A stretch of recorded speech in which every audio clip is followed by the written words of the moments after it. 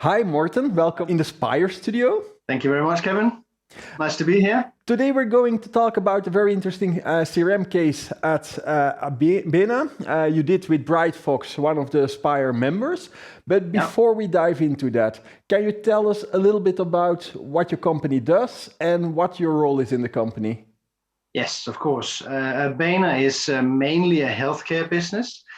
We produce diapers and we produce bed protection. But other than that, over the years, our customers have requested more and more disposables.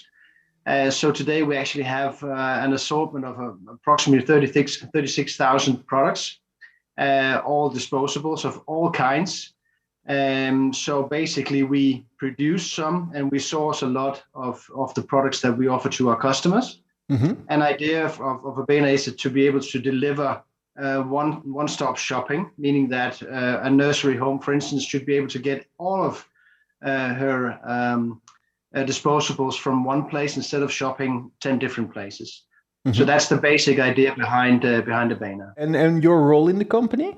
My role in the company is CRM manager. I was hired just about 5 years ago to have a look at their CRM approach. They had started 1.5 years before that with a CRM project done by Deloitte, but it was just too much and too heavy for them. So we took it back down on earth, and that's been my job since, basically to set that up and roll it out globally. And if you look at that project, what was the main driver to implement that CRM solution? Well, basically collaboration. You have a lot of systems in a company. Salespeople are using one system, customer service another system, marketing is maybe not even involved, and that was the big problem. That was the pain. And we wanted one system that could actually connect all these people together for the benefit of the customer, obviously. How did you end up then with Salesforce? When I came, people actually were talking about Salesforce. I'm from the Microsoft world, so I was sort of not really knowing much about Salesforce, to be honest. But people were talking very highly about Salesforce. We decided to do a benchmark between Salesforce, Microsoft CRM at that time, and SAP CRM. So we invited them in for demos, and obviously I had the daily contact with the account managers of each of these products. And in these benchmarks, they had a simple task that they needed to present something for us, and they did so. And after that, a group of people within Abena actually sat down. I created a scoring system, and we evaluated all 3 systems based on that scoring system, and then Salesforce came out on top. And still happy with that choice? Fantastic. There's no better.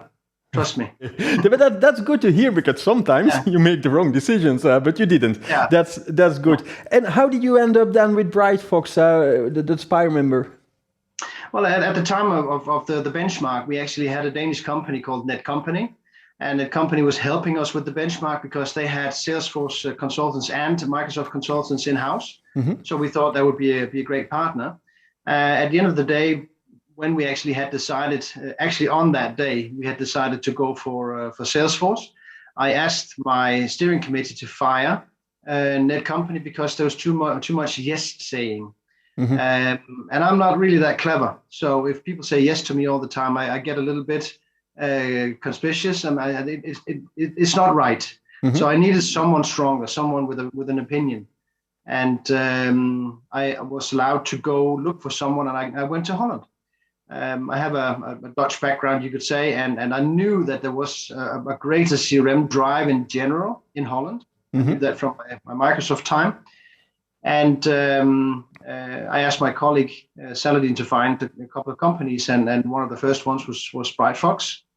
And they just won us over with their enormous enthusiasm, and also with their their edge. How is that partnership going for you? I understood already that they are not saying yes to you all the time. Oh, fantastic! Well, first of all, with the yes saying. We got Robert in around the same time that we were dealing with this search for consultants, and Robert is not someone who says yes to everything. So we had some some terrible discussions in the beginning, but to our benefit basically. So that was really, really nice. And secondly, my biggest aim, because I knew that from my background as a consultant as well, and a consultancy manager, that what you want to strive for is actually creating a team with external people. Mm-hmm. So that whole idea of team was really living within me, and I've been fighting since then to make them understand and embrace that they are actually seen as a team, not as a supplier. For Abena, they're a team. So when we talk about it, team members, we're two at Abena, and we're about three to five basically. Mm-hmm. from brightfox, and they need to understand that they don't have to stand on the outside looking in. They're invited inside. Obviously, normally you would say that they would have to earn, the trust. Mm-hmm. We just give them the trust, and they can only fail, and they never do, because they really understand the welcoming feeling we give them. Yeah, and it helps. You started that project roughly 4 years ago. But you're still working on it. What is the focus right now? The focus basically, when I started, they had started the SAP project. Mm-hmm. They want to. I mean, we have about 15 subs abroad, and obviously we have the Danish company as well. So they all need SAP. They all need e-commerce. They all need Salesforce, and we have a product management information system. And all of these projects were actually running. They're still running. And that time we were actually running the projects quite individually. And now we're getting to a point where we need to tie these projects together. Mm-hmm. And we're using Azure for that. And that is a really, really big challenge. And the whole vision of it was drawn up 4.5 years ago on a one slider, which is fine, but that's a vision that tells the broader lines. But getting all of these projects, if you will, and systems working together and really creating good end-to-end processes, that is really difficult. I also understood from the talk we had just before we were doing this interview that also user experience is a major topic right now. Yeah. I mean, when you deal with these projects, you're actually just delivering. And we just came to a point of basically 2 years ago where we started trying to get user experience on the agenda also with management. And then we're sort of starting to land that now because they also understand that it's not just about delivering a product. It's just as much delivering a good product that people actually like to use, because the adoption will be obviously much better. And the numbers that management want will be closer to the truth. Mm-hmm. than if you don't have any adoption. So user experience for us is a major project alongside all of the other business-like projects. Yeah, you said in the beginning of the interview that one of the goals was better communication within Abena teams. If you look back now at your 4 years further, do you also see that impact in the organization, that what you had in mind is realized? Actually, a lot of it is. If I look at the Salesforce project, I mean, we're typically quicker than the rest of the organization and the rest of the projects. Mm-hmm. So we can move quite quick, which is nice. But right now, in the beginning we were creating quite a lot on our own, and now we have to cooperate much more with the other projects. So it's a lot more difficult to create that agility inside of the organization. So that has made it a little bit more difficult. But I think that of the things that we set out to do, we have either achieved or it's in the planning and it's prioritized and it's on the way. Morten, if you look back at those past few years, is there anything you would have done differently? I think I would actually have continued working a little bit more from that vision we created back then, and made sure that we sort of got out of the ivory towers and the silos. Mm-hmm. Because we could have benefited much more from working closely all the time instead of just catching up now. Yeah. Because there are competitive values in a company like that, and you could have sort of dealt with that a long time ago. And now you're fighting with each other, not fighting, but you're dealing with each other based on different values and different goals. Yeah. So that is difficult. Yeah, I can imagine. We're now in the midst of the Corona crisis. Do you think that having a digitalization strategy helped you in this new world? Yes, and it will also help us going forward. I mean, something like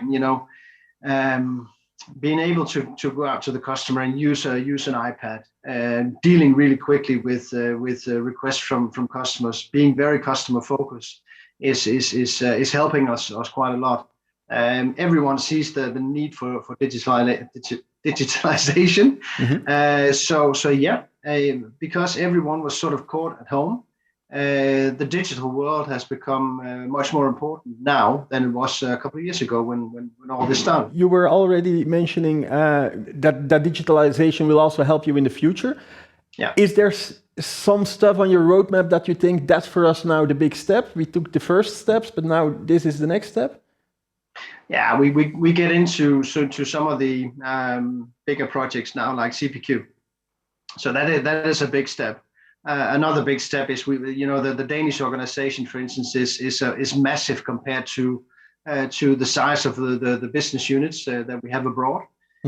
So moving a tanker like that is really difficult. So that needs to be done. If you look at that organization compared to the business units abroad, they're much more focused on a holistic approach to a market that needs disposables, whereas the business units are much more focused on healthcare. So in Denmark, you have, I think it's 6 or 7 different departments that deal with different types of customers. And basically, if you have that, and you have a much bigger sales force, much bigger customer service center, and so forth, the project is simply bigger. Yeah. And getting them from Axe, and they're actually working on Salesforce today, to SAP, Salesforce, e-commerce solution, with good use of PIM, that's going to set the tone for the rest of the business units going forward. So that is a major step in all of the projects that are being run. Okay, Morten. Thank you so much for sharing these insights on your very interesting case. Thank you very much. Nice to be here. And you at home, thank you for watching this episode.